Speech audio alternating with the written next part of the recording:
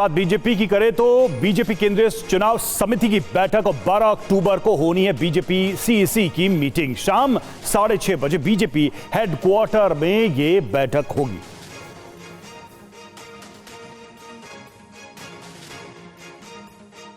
गठबंधन दल का सीट शेयरिंग का मामला है जो 1-2 दिन के अंदर घोषणा भी हो जाएगा। उसके बाद हम लोग केंद्रीय चुनाव समिति के पास अपनी सूची को सौंपेंगे, जहां से फिर उम्मीदवार की घोषणा होगी। और इस बीच एक और बड़ी खबर है। जनसुराज की पहली लिस्ट के बाद बवाल को लेकर खबर। पटना में जनसुराज के दफ्तर में हंगामा और परवेज आलम की उम्मीदवारी का विरोध। बेनीपट्टी से परवेज आलम को टिकट मिली है।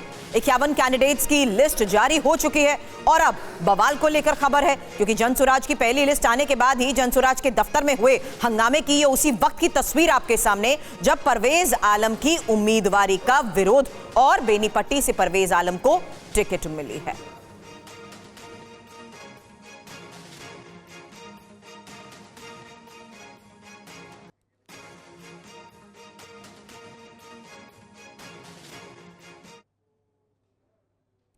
तो रुपेश हमारे सहयोगी इस वक्त हमें ज्वाइन कर चुके हैं। रुपेश, आज क्या बड़ी बैठक होने वाली है, क्या अपडेट इस बारे में? क्योंकि जिस तरीके से सीट शेयरिंग फॉर्मूले के तहत पिछले 72 घंटे अहम रहे हैं, आज क्या कोई फाइनल फैसला एक्सपेक्टेड है? देखिए सुरभि, जैसे पिछले 72 घंटे अहम रहे हैं, उससे उसी तरह से अगले 72 घंटे भी बहुत महत्वपूर्ण रहेंगे, क्योंकि 12 के आसपास 11 और 12 के आसपास सबकी सीट शेयरिंग का ऐलान हो सकता है, उम्मीदवारों का भी ऐलान हो सकता है, क्योंकि आज से नामांकन की प्रक्रिया शुरू हो गई है और पहले चरण के लिए 17 तक ही नामांकन होना है। लिहाजा सभी को ये चिंता है कि अपने उम्मीदवार तय करें, उम्मीदवार मैदान में जाएं, चुनाव प्रचार शुरू करें, रैलियों का दौर शुरू हो। लेकिन जो पेचोखम है दोनों गठबंधनों में, वो सुलझने की बजाय थोड़ा और उलझते जा रहा है।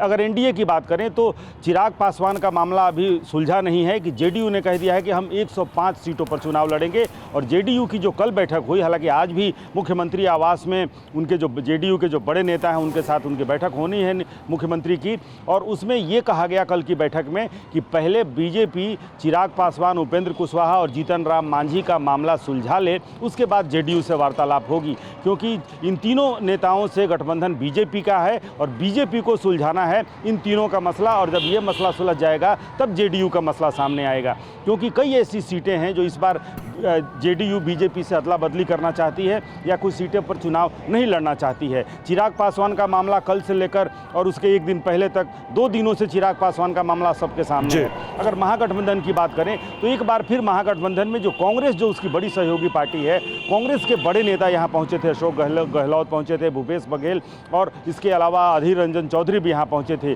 और उसमें से एयरपोर्ट पर पहुँचते ही भूपेश बघेल ने यह कह दिया कि आला कमान और जो घटक दल हैं वो मिलकर मुख्यमंत्री का चेहरा तय करेंगे। दूसरी तरफ जो कांग्रेस के सांसद हैं अखिलेश प्रसाद सिंह, उन्होंने कहा कि तेजस्वी के चेहरे पर कोई भी बात नहीं है, दूसरा कोई विकल्प नहीं है, तेजस्वी बिल्कुल रुपेश, तो पहले चरण के नामांकन की शुरुआत से पहले ही इस वक्त दोनों धड़ों में काफी माथापच्ची चल रही है।